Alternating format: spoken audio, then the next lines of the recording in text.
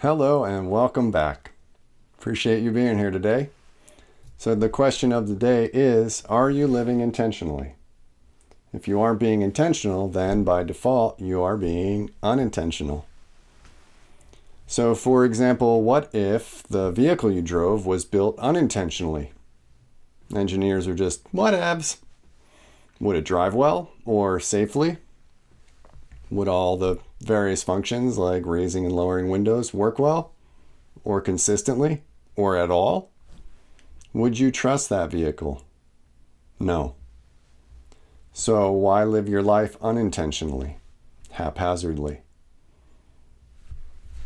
Saying, oh, I want to change so badly without, one, specifically knowing what you're changing from and into, two, what learning and practices best serve the change process, and three, sharing and learning in community. Without those ingredients, it does not result in much or any change. Or change that does occur may feel exciting, elevating, inspiring for a while, but it doesn't really root, and it fades after time, and old habits just take you back and you go, boy, it didn't work, or oh, that system or method didn't work. This is why coaches exist. We are fellow journeyers with you, following the lead of your truths that want to emerge from you and guiding them into actual transformation processes that support you shedding your old skin and growing into the new one. So another example is compare what an inspiring sports coach is like versus an average one. The average coach can only help you with external abilities, run like this, throw the ball like that, jump on the bar, grab it this way. All of that's important, of course, but an inspiring coach helps the athlete develop their minds and character too. And because of that, they perform exceptionally, and even if they don't win at the sport, they win as a human. So to say it differently, an average coach directs you as you are. An inspiring coach elevates you into a newly empowered person. The method of coaching that I practice is called integral coaching, which is the best coaching method for releasing your old limiting habits, integrating new constructive behaviors, and sustaining your well-earned changes far into the future. An integral coach is trained and skilled in developmental growth, which helps you access your own wisdom and then guides it into awareness practices and living exercises to test and experience it in real time with real situations and interactions to discover what works and what doesn't, just as we do when we're growing up. That allows our minds to assess, recalibrate, shed what longer serves us, and integrate and increase what does serve your well-being, your wholeness, and your satisfaction in life.